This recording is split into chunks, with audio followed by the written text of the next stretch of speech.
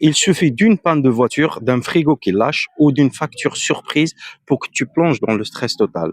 Et à ce moment-là, tu vas te poser la question, comment je vais faire pour payer tout ça? C'est exactement ce que vivent des milliers de personnes chaque mois, simplement parce qu'elles n'ont aucun filet de sécurité. Mais dans cette vidéo, je vais te montrer comment créer un fonds d'urgence en 7 étapes simples pour ne plus jamais paniquer face à un imprévu. Alors reste jusqu'à la fin pour apprendre quelque chose qu'elle peut t'aider financièrement. Et si tu me connais pas, moi c'est Najib, le créateur du blog Vivre sans dette. Et si tu veux soutenir mon travail, pense à t'abonner, liker cette vidéo et la partager. La première étape, c'est de définir ton objectif. Ton fonds d'urgence doit couvrir entre 3 et 6 mois de dépenses essentielles, logement, nourriture, transport, etc.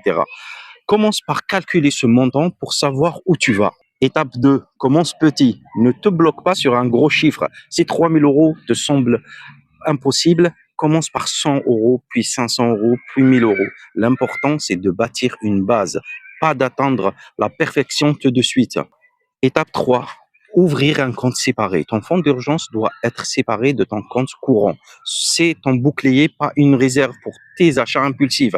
Ouvre un compte simple, même en ligne, et surtout sans carte de crédit, facile à utiliser au cas de coup dur.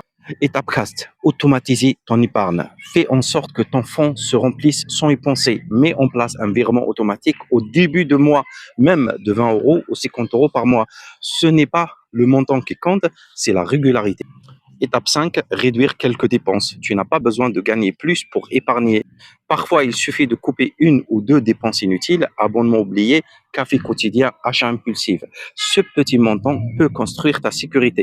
Étape 6, ne pas y toucher. Un fonds d'urgence, ce n'est pas un compte plaisir. Tu ne l'utilises que pour les vraies urgences. Panne de voiture, facture médicale, imprévu, sérieux. Alors garde ça dans ta tête. Si vraiment tu le respectes, il te protège. Étape 7, le renforcer avec le temps. Enfin, augmente progressivement ton fonds à mesure que tes revenus grandissent. Ce qui commence petit devient ta sécurité à long terme. C'est ce qui te permet de dormir tranquille. Avoir un fonds d'urgence, ce n'est pas être riche, c'est être prêt. C'est ce qui fait la différence entre paniquer ou avancer sereinement quand la vie frappe. Et toi, dis-moi en commentaire combien tu pourrais mettre de côté chaque mois pour commencer ton fonds d'urgence.